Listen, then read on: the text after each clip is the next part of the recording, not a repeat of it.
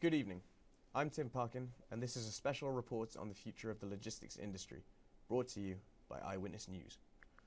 The recent fall in fuel prices has given the logistics industry in the UK some much-needed relief.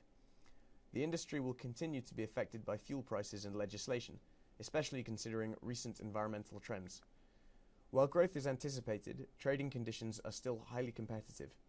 New innovations and technologies continue to shape the way we transport goods and give a competitive advantage to organisations. Many of the factors that will be covered in this report can be put into the goals grid, although not all of them can be controlled. This model is helpful as it allows us to understand the scenarios that companies in this industry should work towards and the things that they should avoid. The TOES analysis allows us to analyse external and internal environments separately in the form of threats, opportunities, weaknesses and strengths. We shall outline the factors affecting these and make recommendations for the industry based on them. The directional policy matrix indicates which business sectors may be favourable or unfavourable, and in which sectors a company's position is considered strong or weak. We can understand this by looking at a company's competitive strength in a sector and the market attractiveness of that area. We'll have more on this later. The main variables in this industry have been identified as fuel prices, innovations, competitors, legislation, GDP, consumer trends, and infrastructure investment. The axes that we will be using are low complexity and strong economy, low complexity and weak economy, high complexity and strong economy, and high complexity and weak economy. The effect of the two main variables, the state of the economy and complexity of demand, shall be illustrated with scenarios based on different outcomes of the Terminator franchise. I think we're getting a report coming through now from Sachin. What can you tell us, Sachin? Thanks, Tim. Today we are in the current scenario where the Skynet has not come into existence. Life is normal and uninfluenced by the machines. People are generally happy and the market looks positive all around. Currently, the UK economy is growing at 1.9% and is forecast to grow at 2.2% this year.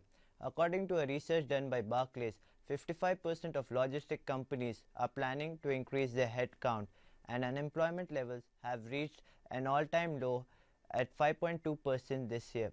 Fuel is relatively cheap compared to crude oil prices in 2008. Prices are $35 per barrel compared to $180 per barrel in 2008. In this scenario, the main focus of innovation is efficiency and productivity, as there is less dependency on machines. Currently, the biggest issue which this industry faces is hiring skilled manpower and skilled drivers. In the past, 49% of the companies in this industry reported that a shortage of driver and the skilled manpower was the single biggest issue they faced. In this scenario, however, we have an abundance of skilled manpower, hereby increasing efficiency. In this oligopolistic market, the companies which will invest and acquire and merge will have a considerable competitive advantage. I'm Sachin Bhati. Back to you, Tim. Thank you very much for that report, Sachin. We've got Elias Koenig in the studio today. He's our industry analyst. Thanks for coming in, Elias. What can you tell us about the challenges that this could pose to the industry? Right. Thank you for having me, Tim. Well, the challenges for the industry come through increased competition, which can be seen in two forms. Firstly, there's a new marketing focus on differentiation through innovation. This is made possible by a new focus on corporate responsibility, which is boosted through cost-related marketing. The second form is the challenge for companies to develop new strategies to counter those new entrants that come from technology companies who have invested heavily in research and development during the past years. Thanks very much. We're going to go over to Chow now, who'll show us what the scenario will be like if we've got a strong economy and a high complexity of supply. Over to you, Chow. In this scenario, mankind win the war, but it takes a price. Millions of lives were lost, infrastructure was disrupted, and the world is in ruin. However, life and business has to continue. Without the threat of Skynet, people can return to their normal lives. The economy is recovering with exponential demand for trade. The logistics industry is thriving, and the increasing demand is likely to continue. However, many vehicles were destroyed in the war, and those are in poor condition. Subsequently, supply chain are far more complex now. Furthermore, infrastructure is badly damaged and many facilities has been affected.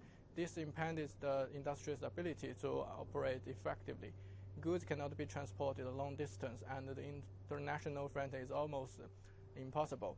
Opportunities for the industries are plentiful, but the complexity of satisfying such great demand also relatively high. There are several identified variables which may significantly influence the performance of the logistics industries in this scenario. The first one is the fuel price. Fuel is controlled by fuel suppliers who may suddenly change their price. The production rate of oil is declining, potentially indicating fuel wars. Meanwhile, the international relationship between countries also influence the fuel price. These uncertainties make the fuel price one of the most uncertain factors. And the second one is the innovation, such as drones, vehicles with low fuel consumptions, or alternative fuels could reduce the price of conventional fuels or increase the transport efficiency. And the last variable is the new entrants who identify the market opportunities may serve the market better than the current logistic companies. They may take market share from existing players, and they have massive growth potential. Now back to the studio. Tim. Thanks, Chow. Some good insights there. Elias, can you shed some light on this for us? Well, here, superior manpower is really most important. Having the skilled workforce might just make the difference, so focusing on employer branding really is important. Okay, and are there any threats to players in this situation? Oh yeah, the biggest threat in this situation is the one of substitutes. So market research is really paramount to spot those new and disruptive trends in time. Secondly, companies will have to invest into politics to lobby for political support and deregulation.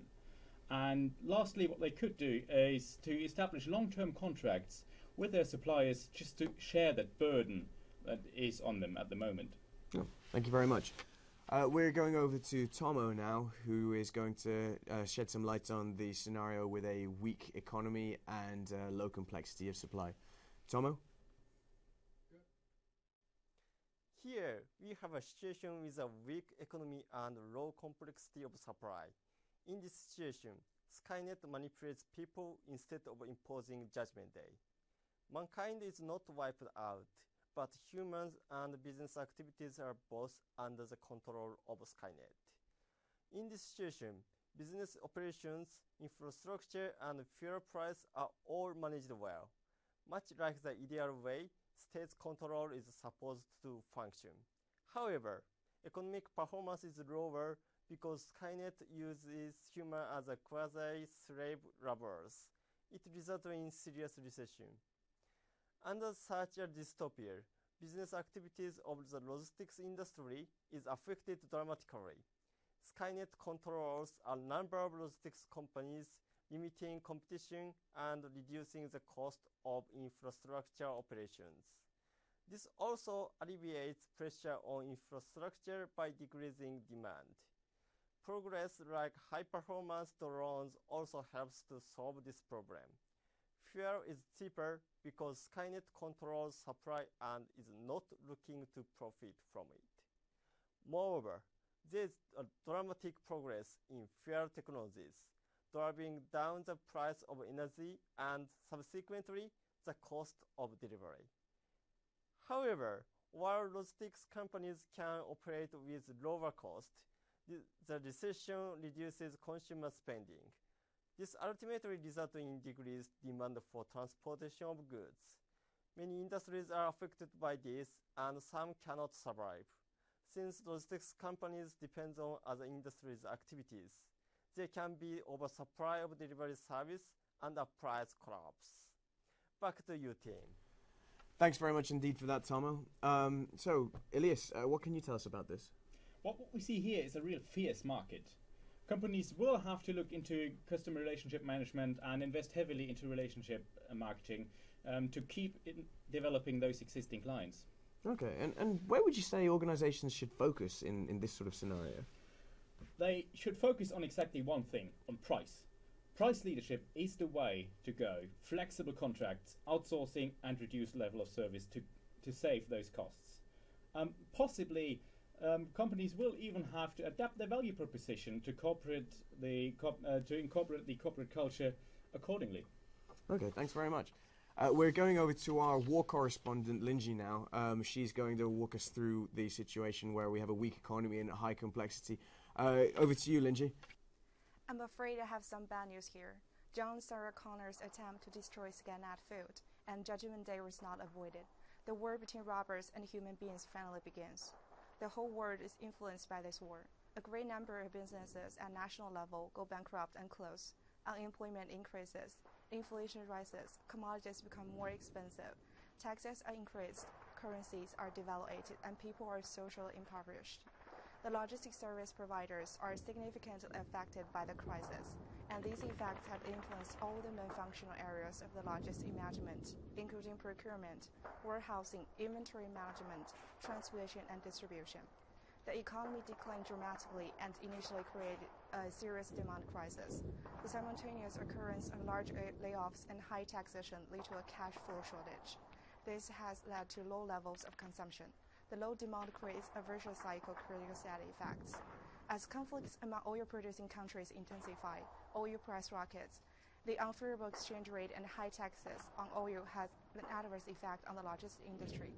Moreover, the new laws imposed on fuel emissions and the research into alternative fuels and driverless cars are suspended due to war. Switching suppliers become impossible as few exist.